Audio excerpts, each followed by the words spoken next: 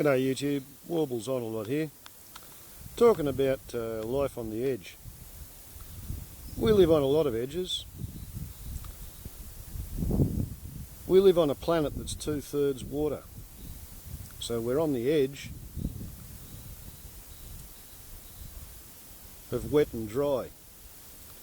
And over the top of the rocks and the water, we've got an atmosphere of gases. And connecting the rocks to the air, we've got these biological entities, life forms, trees. They sort of stick up into the gas mix and poke down into the rocks and dirt. They live on the interface between the solid and the gas. And us Homo sapiens sapiens, the monkey that thinks it thinks, we live on the three-way interface of the earth and the water and the sky. And of course, not everybody pays attention to such matters. Most people don't spend much time at all having a close view at what's going on in their life or in the lives of their friends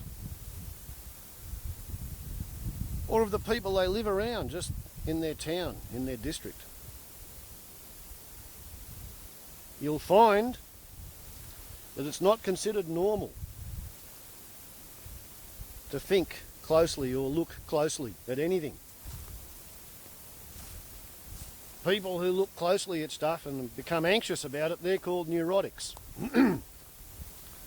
There's a joke that the neurotics, they build castles in the air.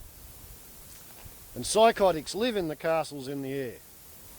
Psychotics are out of touch with reality, neurotics are in touch with reality, but the neurotics are made anxious by stuff that doesn't worry normal people.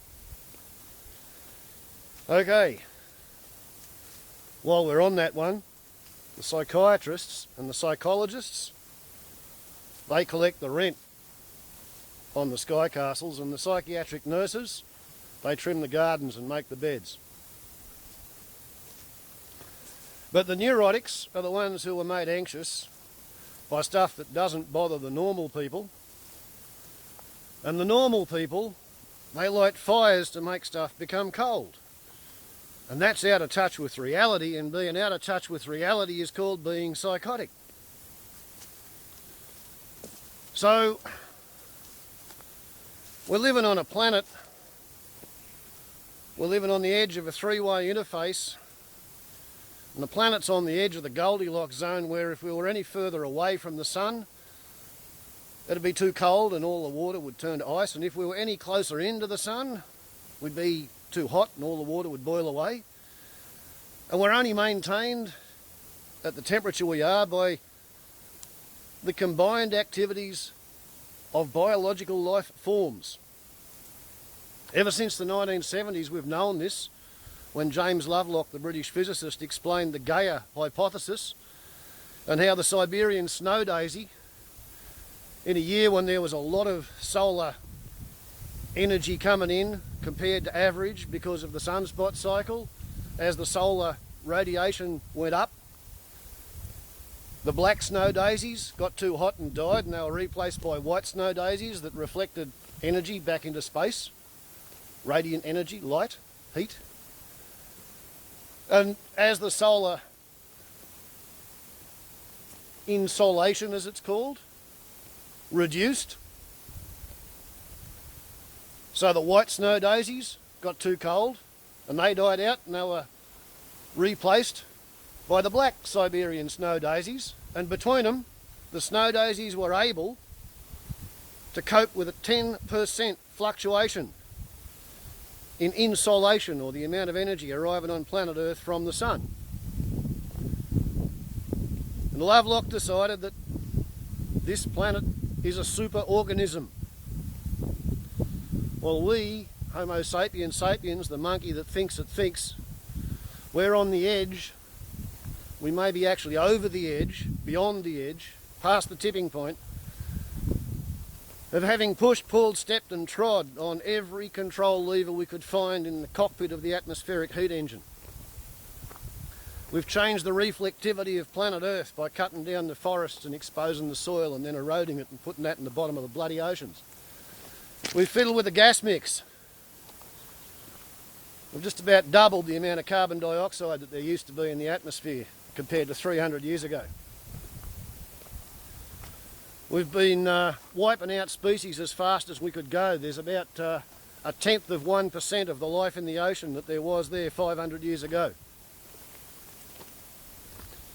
We are living on the edge of a vast population cull as the planet decides to protect itself from the humans because we have become a plague. While we're talking about edge effect,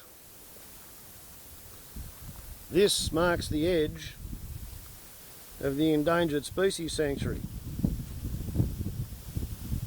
Out here is the normal farmland.